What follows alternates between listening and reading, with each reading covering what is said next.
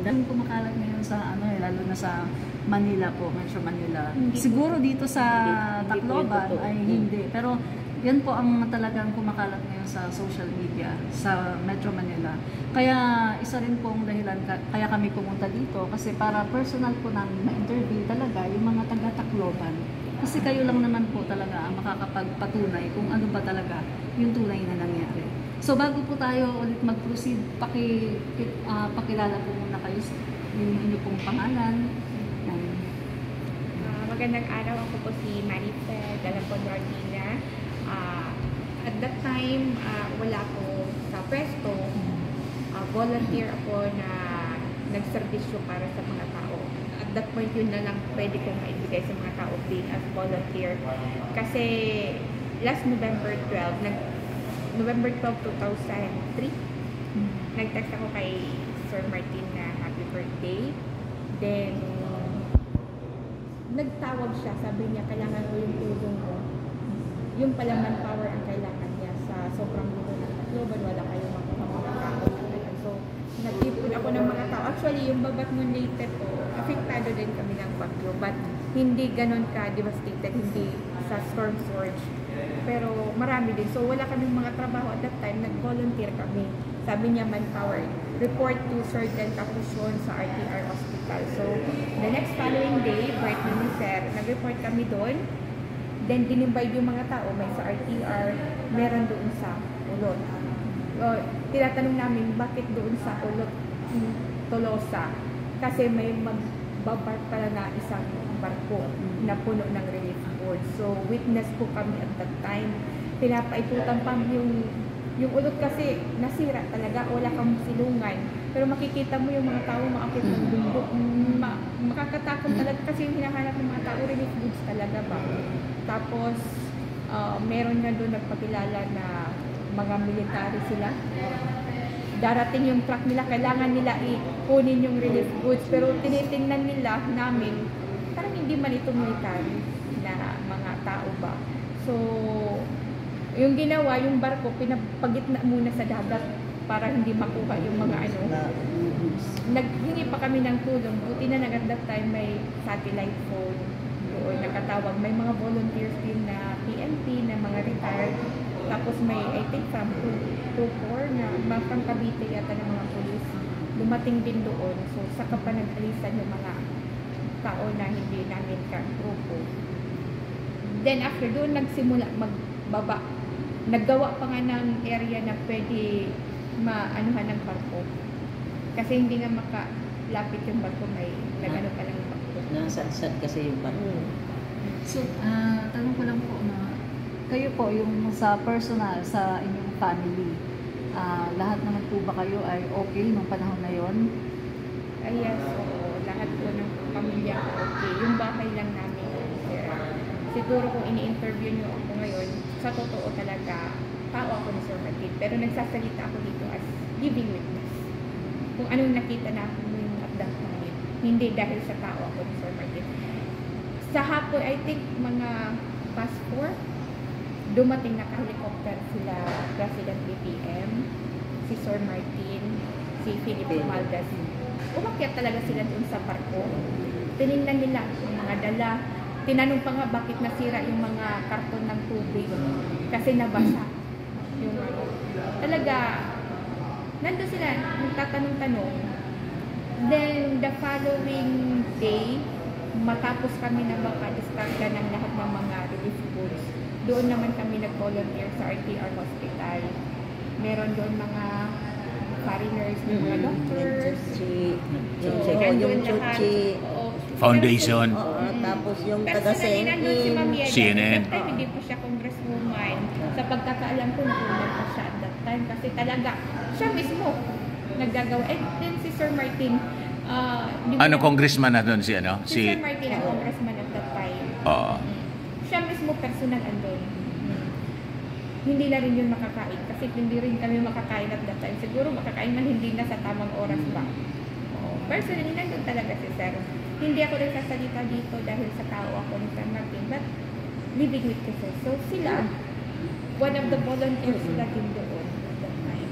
marami pong salamat sa na-share ninyo. At ngayon naman po ay dumako naman tayo kay pakilala po muna kayo. Ako po si Jessica Nunay. Usap po ako na volunteer at Yolanda. So, talaga ang ano ni Sir Martin tsaka nila Bibing, nandoon talaga sa barko sila. Paano pa nga sa amin. Sabi pa nga niya sa amin na, sige, pagkatapos mo mag-snack ka mo, kain kayo. Yun ang sinabi sa amin. Tapos, pagkatapos noon, bumaba na sila. Kami na ng lahat ng mga sa barko doon. Babaan ng mga ano nila doon. Yung mga Release. mga goods nila. Marami goods nila yung nila dito sa Isang barko. isang barko. Punong-puno yung isang barko. Oo. Hindi nga lang yun siguro kasi Mga yung kumot. Mga kumot. una doon sa doon sa ulot, tapos pagkatapos doon sa ulot dito na siguro yun yung pangalawa na barko. Oo, kasi may naghihingi din sila na volunteers namin na ma-assign dito sa port area dito sa Tacloban. Pero at that first day, I think November 13, isang barko doon sa Tolosa. Punong-puno siya kasi basang-basa na yung iba, yung mga mineral water, So grabe talagang isang barko? Isang barko, laki ng barko eh. Oo, may mga tubig. Sa Tubig, isang Gatas. kwarto, Corned beef. corned beef, lahat ng tapos mga ang ano, tubig, goods. iba rin yung pagkalaga, So, linilagyan.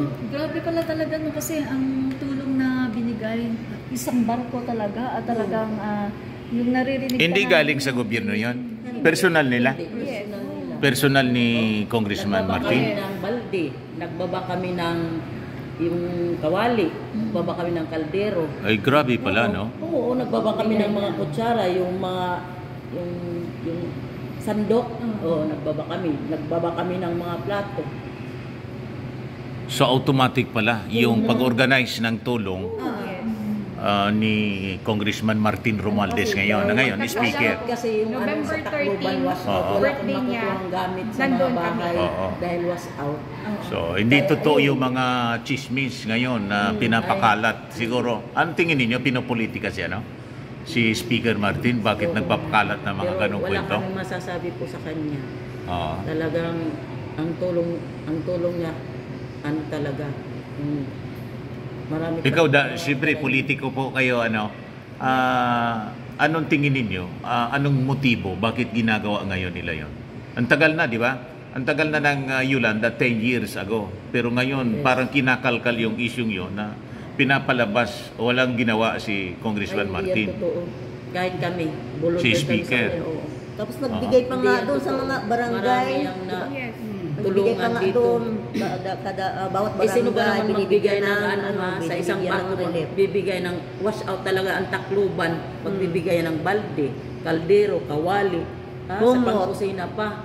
May bigas pa yan, may goods. O sino pa naman ang mag-aano dyan? Oh, ganun ba talaga sila pag may mga disaster? Automatic yung reaction nila para magbigay So far ng as of now, yung ayuda. nakikita ko, may anunsyo pa lang ng bagyo. May mga na silang mga release goods. Pero at that time, yung Yolanda, we were not expecting na ganun talaga ang impact sa... So, mabilis talaga siya, no? Yes, oo. Tsaka talaga, ang pagkakalam ko, from his own personal na tulong talaga yun. Kasi wala mang gobyerno na andun. Late sila, no? Yung mga siyempre, Manila pa, di ba? So, Tacloban talaga, dito na talaga si Congressman na talaga ang marami. naka-organize kagad sila ng relief operation sa mga tao. Isang barko. May damit, At kasama yung, hindi pa nun Pangulo si BBM. Pribadong tao siya yata. Kasi hindi na siya senador nun, ano? Ano yon? Senador ba siya nun? 2013. 20. 2013 pala, hindi. November 8. Oo. Anyway, November 8. November 8 yung typhoon na Yolanda. Yolanda Super Typhoon. 2000. Maraming nagpasalamat sa kanya 2013. dahil sa mga tulong niya. Opo. Pati tsinelas, tsinelas. Kompleto, haros. Chinelas. Kasi wala talaga yung bani, mga kumot, bani, bani talaga kulambo. dito sa Tacloban. Kayo naman, mabuting tao at saka matulungin talaga. Lahat ng pag may disaster, nandyan talaga siya para tumulong sa amin. So, maraming salamat kay Sir Martin. Yun lang po. may tanong lang po ako na, kasi merong umuubong din na balita, no? Na si Speaker Martin Romualdez daw ay merong ambisyon na tumakbo na pagka-presidente.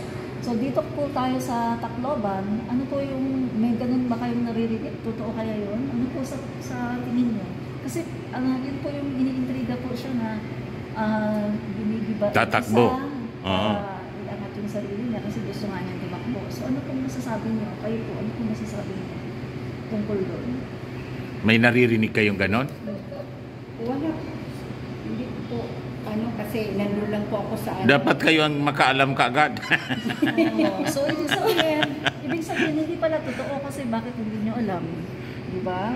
Parang pinupolitika lang. Kayong talaga. taga-Tacloban Dapat sa inyo sasabihin before sa amin. Di ba? Kaya, Kami dito sa Tacloban, wala kaming naririnig or na tatakbo siya as president. So, doon lang kami nakakakita sa mga social media na may issue pala na gano'n. But everything na ginagawa nila ng tulong, walang kapalit yun na Sige lang ang tulong. tulong, oo. Even sa Yolanda, hindi man siya pa-speaker at that time. Kung baga, from his heart talaga ang tulong niya. Kung in case, sulsula namin. Susulsula namin. Tumakbo siya para kami naman. Ako kasi taga Bicol ako Ito taga Cavite. Si Mami Ping taga Maynila. Para magkinabang naman kami. Di ba makatulong sa aming mga kababayan? Ay pagkakait ba naman ninyo? Prangkaan na tayo, so kung tatakbo po si Speaker Martin, ano pong masasabi niyo? Kayo ba ay Halimbawa, kakampanya niyo ba? Yes. Gusto ninyo? Hindi. Yes ka. Yan. Hindi naman pala kayo maramot Pwede ninyong i-share sa ibang mga probinsya. Kung madali naman siyang matakbuhan mo sa tulong. Ganun ba? Ganun ba yung pagkatao niya? Kasi pag sinabing Romualdez sa amin, di ba? Nasa matataas na parang burgis yung dating. Hindi siya ganun? Yung pagkatao niya? Masa siya? Sa bagay, kayo nga, masang-masa yung dating ninyo So, isa-isa po kayo kunwari kausap nyo harap-harapan yung mga tao na nagtutulig sa ngayon kay Speaker Martin kasi grabe po yung ginagawa sa kanya ngayon sa social media. Maaring dito hindi nyo masyadong ramdam. Pero kami sa Manila, ramdam na ramdam namin. So, kung kausap nyo harap-harapan, ano pong masasabi ninyo doon sa mga tao na yun na sumisira sa reputation at saka pagiging politiko ni Speaker Martin Romualdez? Kayo po muna. Sige, pagalitan niyo na po. Sige. Baka sabihin ko tumigil na lang siya. Tumigil na lang yung mga naninira. Naninira ng tao. Hindi alam ang ginagawa ni Sir Martin kasi kami ang may alam na talagang mabait talaga si Sir. Kaya wala kami masasabi. Tama, kasi kayo yung taga-Tacloban, di ba? Kayo naman po. Lagi kong naririnig ito sa kanya. Lagi niya sinasabi sa ako, trabaho lang tayo. Yun ang gusto niya sinasabi sa akin, trabaho lang tayo. So, nakikita ko sa kanya, nagtatrabaho lang siya. Huwag naman sana natin sakyan pa ng kasi personally, mabait na tao talaga yan. Di kaya, ma'am, may na-insecure lang. Siguro, yung nagsasabi lang nagsasabi lang ng ganyan, hindi kasi nila alam Pero kami alam namin. Alam namin. Nagsasabi lang silang ganun, kaya hindi nila alam kung anong tulong ni Sir sa amin. Sa bagay, kami din, sa history, sa tagal na kilala namin yung mga Romualdez, wala man kami frankly speaking, wala kaming nabalitaan na nang-away siya. No? Hindi talaga siya palaaway. Hindi siya sumasagot sa mga kung ano-anong bagay. Hindi niya pinapatulan. Ganun bang ugali niya? Talaga? Oo, basta wala akong naririnig sa kanya na ganito. Wala. Basta always Sige lang trabaho. Trabaho lang tayo. Ganun. Kayo naman po, anong masasabi niyo? Sabi ko, Pagalitan niyo yung mga namimira. Ayan, Pagalitan Ganun niyo ko po. ng manira.